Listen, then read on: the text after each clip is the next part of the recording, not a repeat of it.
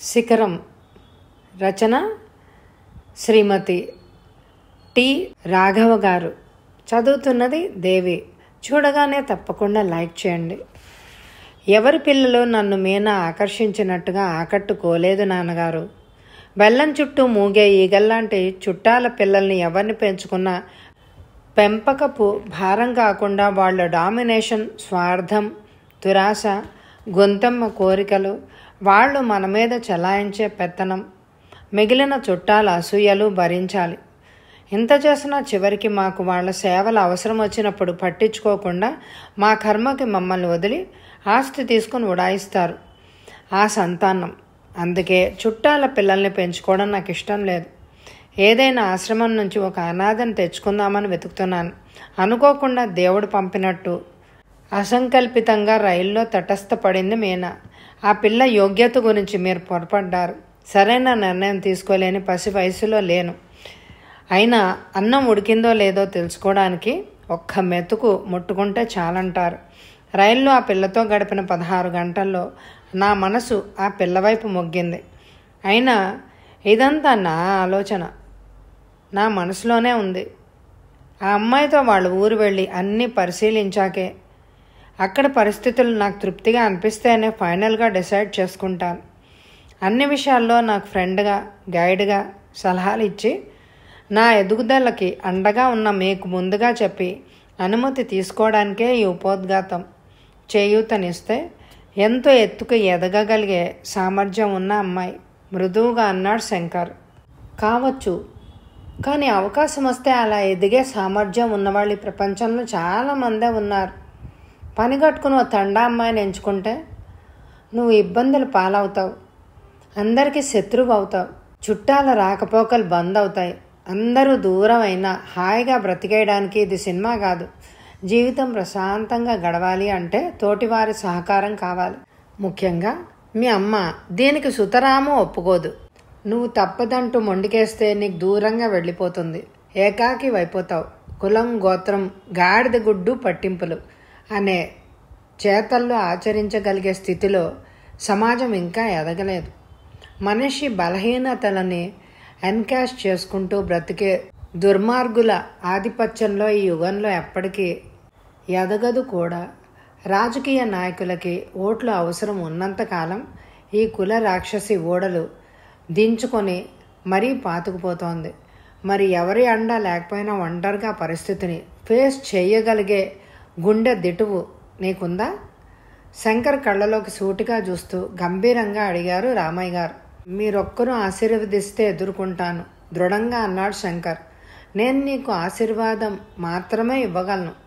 ఈ వయసులో మీ అమ్మతో భేదించి తనని తన కర్మానికి వదిలేయలేను, గంభీరంగా అన్నారు రామయ్య గారు. అన్ని సమస్యలకి మళ్ళీ దీనికి కూడా కాలం పరిష్కారం చూపిస్తుందన్న నమ్మకం నాకుంది నాన్నగారు. ఇంటికి పెద్ద కొడుకునే నేను. నా మీద అమ్మ కోపం తాత్కాలికం. అతి త్వరలో అమ్మ నన్ను అర్థం చేసుకుంటుంది, క్షమిస్తుంది. శంకర్ మాటల్లో అతని సంకల్పం ఎంత దృఢంగా ఉందో తెలుస్తోంది. కొడుకు నిర్ణయం తీసుకున్నాడని అర్థమైంది రామయ్య గారికి. మూమెంటరీ ఎమోషన్స్ పక్కకి పెట్టి మరొక్కసారి ప్రశాంతంగా ఆలోచించే శంకర్, నీకు ఆ అమ్మాయి మీద ఉన్నది అభిమానమో జాలో ముందు తేల్చుకో. ఆ అమ్మాయి ఈ పరిస్థితుల్లో ప్రవర్తించిన తీరు, చూపించిన ధైర్యం నన్ను ఆకట్టుకున్నాయి. ఆ అమ్మాయి పరిస్థితికి జాలిపడి చేయూతని ఇవ్వడమే నీ ఉద్దేశం అయితే పెంచుకోనక్కర్లేదు. సహాయం చేయడానికి ఎన్నో మార్గాలున్నాయి. మంచి రెసిడెన్షియల్ స్కూల్లో చేర్చి ఖర్చు మొత్తం భరించవచ్చు.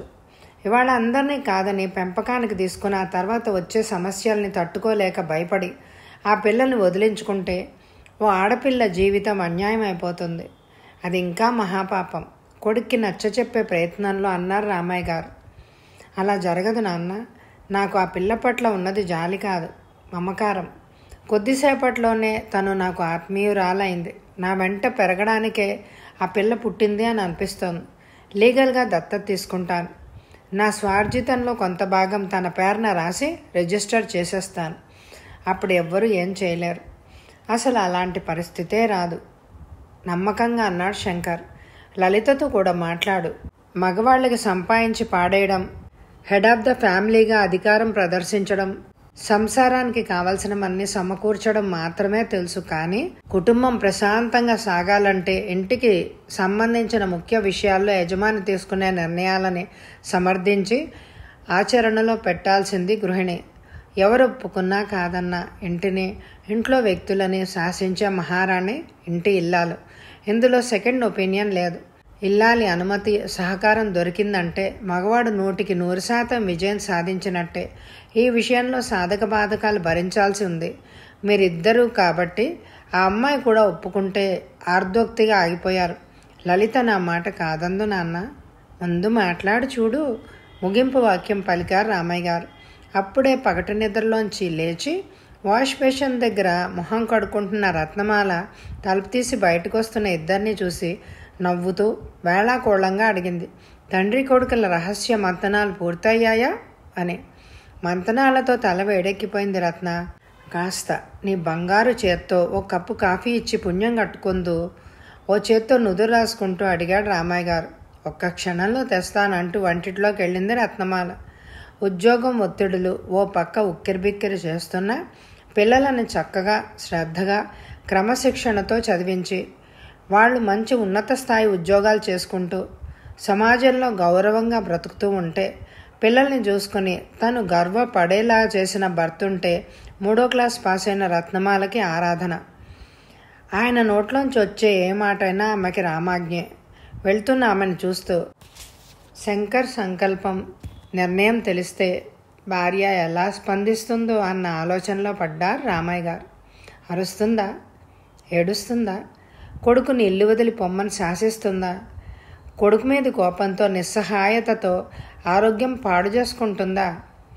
లేక ఏకంగా ప్రాణాలే వదిలేస్తుందా? ఆయనకేది అంతుపట్టడం లేదు.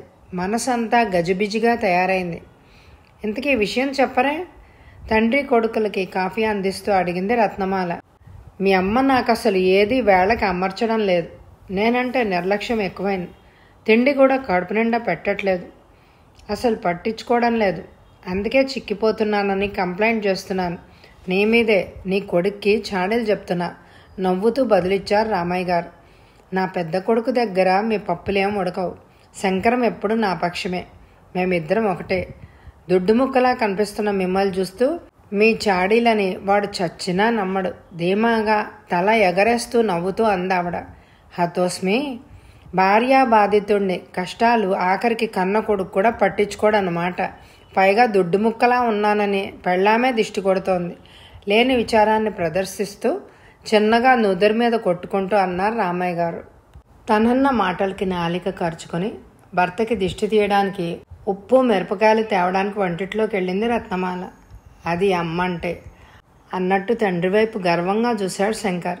ముందు ముందు నీకే తెలుస్తుందిలే అనుకుంటూ కొడుకు భుజం తట్టి మరోసారి నవ్వారు రామయ్య గారు. సాయంత్రం ఆవరవుతుంటే లలిత వచ్చింది. ఆమె ఒక ప్రైవేట్ కాలేజీలో డిమాన్స్ట్రేటర్గా ఉద్యోగం చేస్తోంది. మీనాను చూసి ఆశ్చర్యపోయింది. మీనాని లలితకి పరిచయం చేశాడు శంకర్.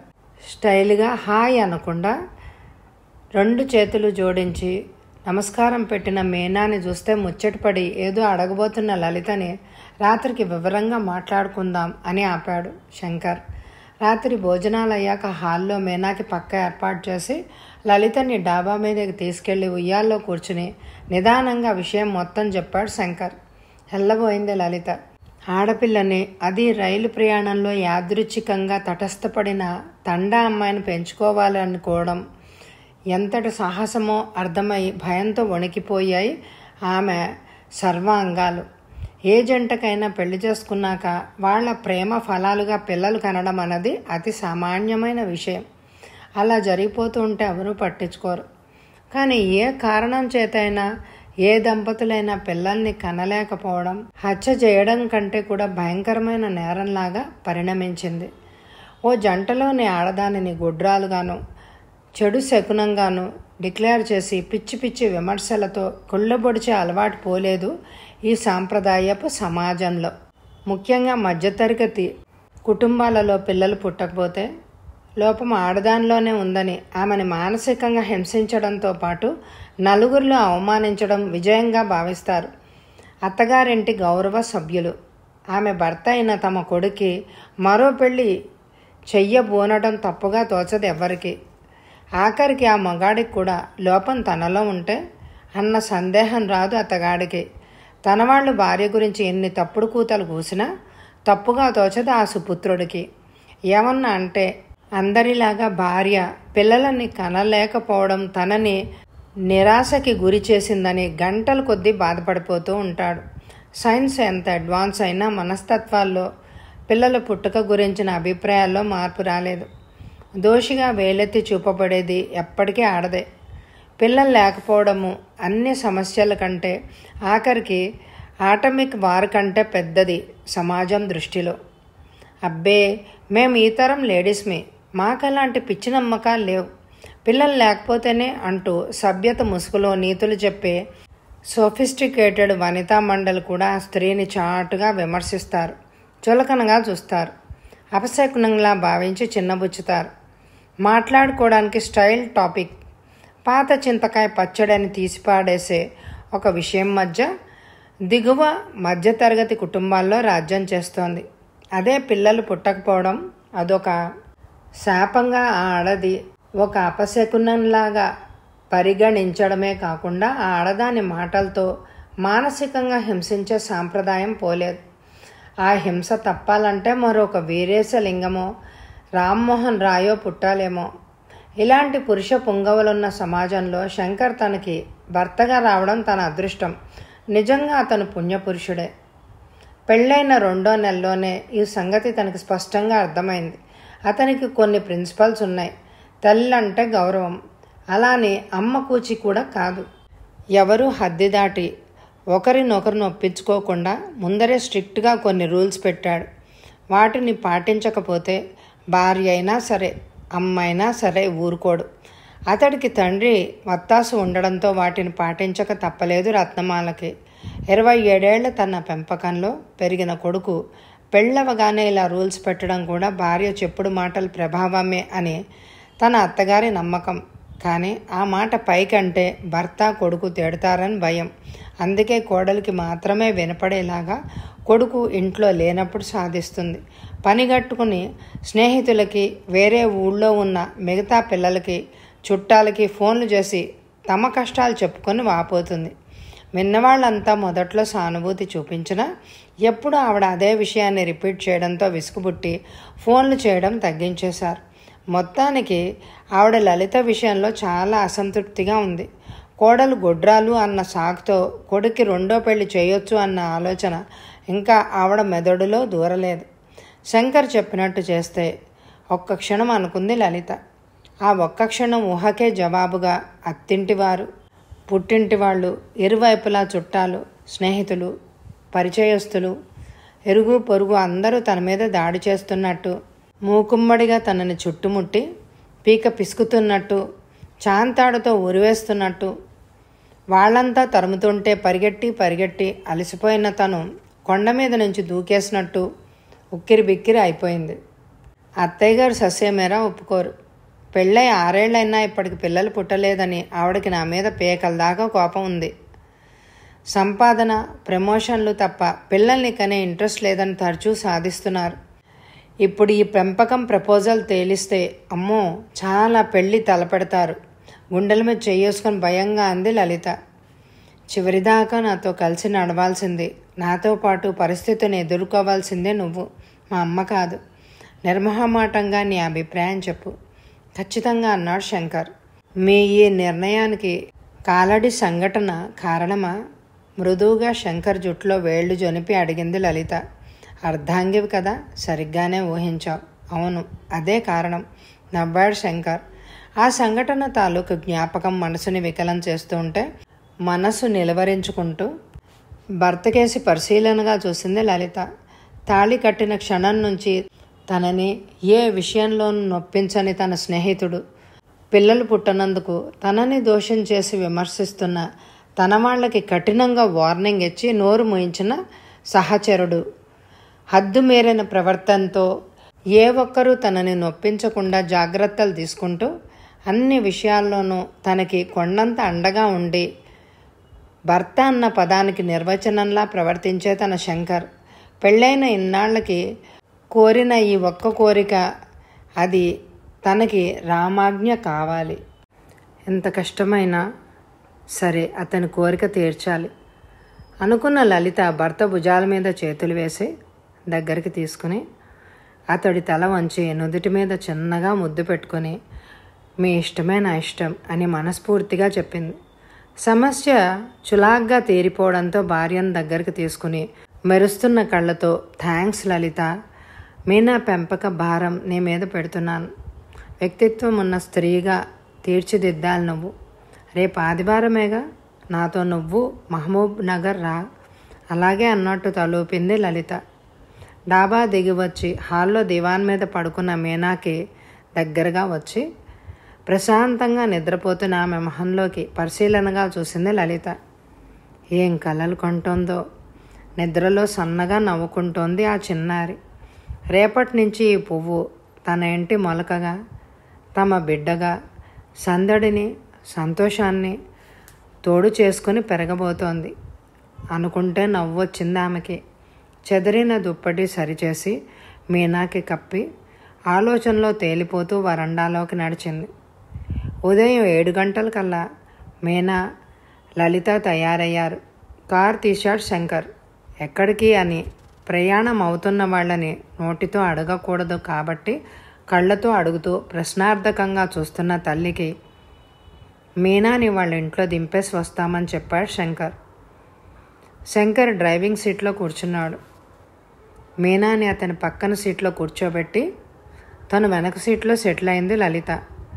మీనా సీట్కి చారగిలబడి కూర్చుని దిక్కులు చూస్తూ, నిత్యం వెళ్ళే సొంత ఊరే అయినా మొదటిసారి కొత్త ఊరికి వెళ్తున్నట్టుగా ఆనందంగా తనలో తానే నవ్వుకుంటూ, దారిలో కనిపించిన ప్రదేశాల గురించి తనకు తెలిసిన విషయాలు చెప్తూ, కళ్ళలో తన పట్ల కృతజ్ఞతని ప్రకటిస్తున్న ఆ పిల్లని చూస్తూ ఒక్క క్షణం డబ్బు, టికెట్టు పోగొట్టుకుని ఆ పిల్ల పడిన ప్రమాదంలో తమ ఇంట్లో పుట్టిన గారాల పట్టి పడితే ఏం చేసేదా అని ఊహించుకున్నాడు శంకర్.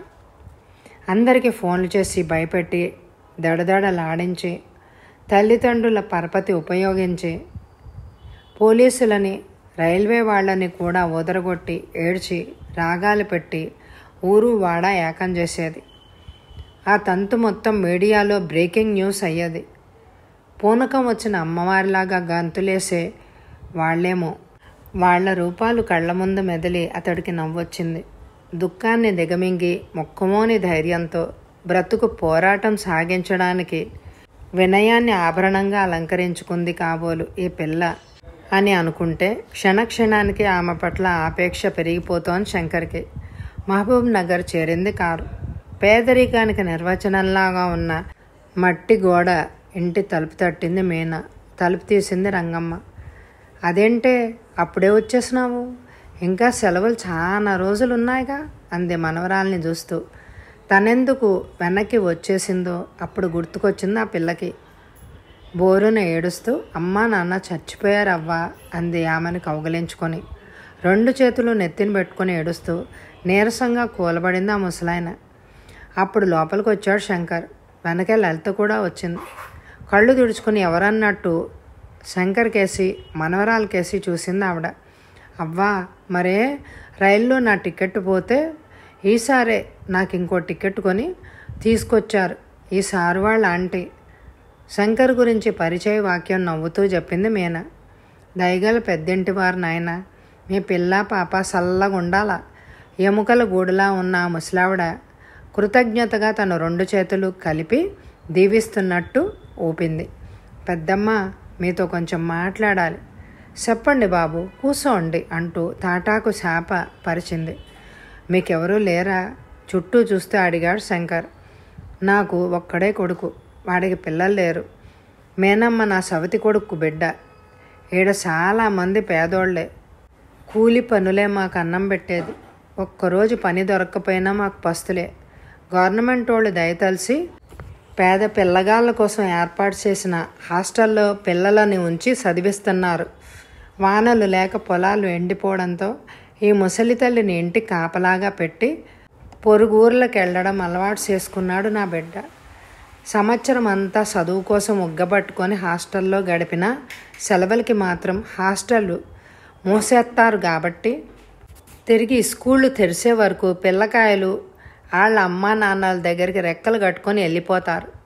తమకి రావడానికి కుదరదని కూతురునే పూనా పంపమంటూ నా కొడుకు డబ్బు పంపిస్తే పిల్లని పూనా పంపించిన అంటుండగా ఆమె గొంతు పూడుకుపోయింది. జీవనాధారమైన తల్లిదండ్రులను పోగొట్టుకుని ఆ పిల్ల ముసలితనంలో కొడుకుని పోగొట్టుకుని ఆ తల్లి ఇద్దరూ నిరాశ్రయంగా మిగిలిపోయారు అని అర్థమైంది శంకర్కి. ఈ కలయిక వింతగా అనిపిస్తోంది అతనికి. తల్లిదండ్రుల్ని పోగొట్టుకునే దిక్కు దివాణం లేక ఏకాకయ్యన్న ఈ పేద పిల్ల రైల్లో ఎన్ని కంపార్ట్మెంట్లున్నా తన కంపార్ట్మెంట్కే వేలాడుతూ తనకంట పడడంలో అంతర్ధానం ఏంటి? ఈ అమ్మాయికి తను ఆశ్రయం ఇవ్వాలని భగవంతుడి తలంప. ఈ పిల్లను చూసుకుంటే పిల్లలు లేరన్న తన దిగులు కొంచెమైనా తగ్గుతుందా? ఎటూ తేల్చుకోలేక సందిగ్ధంలో పడిన శంకర్ ఆ పిల్ల తనకంట పడిన క్షణం నుంచి ఆలోచిస్తూనే ఉన్నాడు. ఆలోచనలో మొలిగిన శంకర్ రంగమ్మ మాటలతో ఈ లోకంలోకి వచ్చాడు. నా కొడుకు కోడలు చచ్చిపోయారని తెలిస్తే దీన్ని వాళ్ళ నాయన తీసుకుపోతాడు. ఆపడం నా వల్ల ఎట్టా అవుద్ది? పిల్లకి ఒక్క ముద్ద అన్నం కూడా సంపాదించి ఎట్టలేను. పుల్లలాగా ఉన్న చేతులు పైకెత్తి జోడించి అన్నదామె. తన నిర్ణయం కరెక్టే అని అప్పటికే ధృవపడడంతో మీకు అభ్యంతరం లేకపోతే నేను మీ మనవరాల్ని పెంచుకుంటాను మృదువుగా అన్నాడు శంకర్. కళ్ళు చిట్లించి శంకర్ కేసి అనుమానంగా భయంగా చూసింది అవ్వ. ఇక్కడ పెద్ద మనుషులు ఎవరైనా ఉంటే పిలవండి, నేను మాట్లాడతాను. నా మనవరాల్ని ఎందుకు పెంచుకుంటానంటున్నావు? దేశంలో ఇంకా చాలామంది ఉన్నారు. మేం కూటికి పేదోళ్ళమే, కానీ అన్నం కోసం తప్పుడు పని చెయ్యం. శంకర్ ఆమె కళ్ళకి ఆడపిల్లలతో వ్యాపారం చేసేవాళ్లాగా కనిపించాడు. కంటబడ్డ అందరూ మనసుకి దగ్గరగా రాలేరు. అదీగాక తెలివైన పేద పిల్లలంటే నాకు అభిమానం. నేను కొందరు అనాథలకి చదువులకి డబ్బులు ఇస్తూ ఉంటాను, సహాయం చేస్తూ ఉంటాను. ఈ అమ్మాయిని కూడా బాగా చదివిస్తాను. నాకు పెళ్ళైంది, పిల్లలు లేరు, కలగరు నిదానంగా అన్నాడు శంకర్. శంకర్ ప్రపోజల్కి రంగమ్మ అనుమానిస్తే మీనా సంతోషంతో గాల్లో తేలిపోయింది. శంకర్ చెప్పడంతో మీనా పెద్ద మనుషులకి తమ ఇంటికి ఒకసారి రమ్మని చెప్పి వచ్చింది. భోజనాలు చేస్తున్నామని, తినగానే వస్తామని చెప్పి పంపారు ఆ పెద్ద మనుషులు.